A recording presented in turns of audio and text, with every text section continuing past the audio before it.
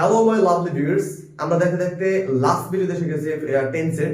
আমরা জাস্ট এটা লাস্ট পর্ব আমাদের জন্য ফিউচার পারফেক্ট কন্টিনিউয়াস টেন্সে আমরা কথা বলবো আজকে। তবে তার আগে আমি আপনাদেরকে বলে দিচ্ছি, সেটা হচ্ছে আমার ভিডিওগুলো সবগুলো একটু সংক্ষিপ্ত স্টাইলের। তার রিজন হচ্ছে আমি জাস্ট মূল পয়েন্ট আপনাদের জন্য তুলে ধরেছি, যাতে আপনারা খুব সহজেই বুঝতে পারেন।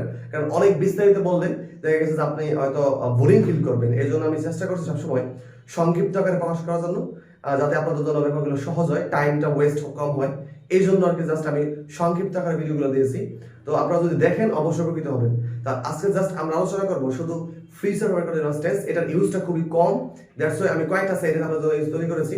যদি আপনারা দেখেন জাস্ট আপনারা আইডিয়া পাবেন যে ফিউচার পারফেক্ট কন্টিনিউয়াস টেন্স কেমন। চলুন আমরা বোর্ডে চলে যাই। Let's go to the board and ফার্স্টে আমরা স্ট্রাকচার দেখে নেব। সাবজেক্ট শ্যাল হ্যাভ বিন অথবা উইল হ্যাভ বিন, তারপর ভার্বের সাথে আইএনজি হবে, তারপরে ফর, তারপরে সিন্স হবে, অথবা ফর অথবা সিন্স যে কোনো একটা হতে পারে, ডিপেন্ড করে সেন্টেন্সের উপরে। And last one extension. অর্থটা হবে কোনো কিছু করতেই থাকবো কোনো একটা টাইম ধরে।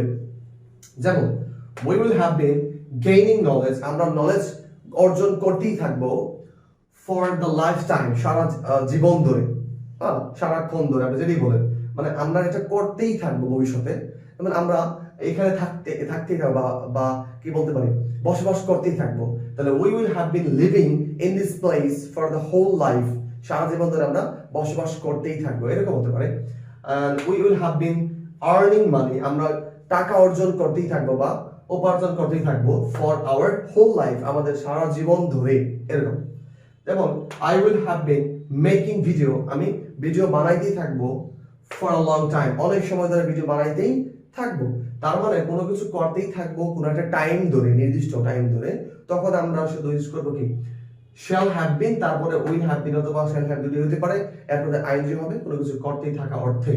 আর অবশ্যই আমরা মনে রাখবো কোনো নির্দিষ্ট টাইম থাকতে হবে, কারণ আমরা জানি পারফেক্ট কন্টিনিউয়াস যেগুলো আছে, present perfect continuous and past perfect continuous and future perfect continuous, সবগুলোতে কিন্তু টাইম থাকবে নির্দিষ্ট, তাহলে আমরা এগুলো ইউজ করতে পারবো। তাছাড়া কিন্তু ইউজটা কোনো চান্স নেই।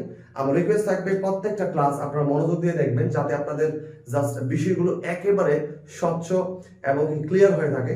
এজন্য আপনাদের জন্য আমি সংক্ষিপ্ত আকারে ভিডিওগুলো প্রত্যেকটা ভিডিও দিয়ে রেখেছি, আমার চ্যানেল লিস্টে আছে, অবশ্যই দেখে দেখবেন।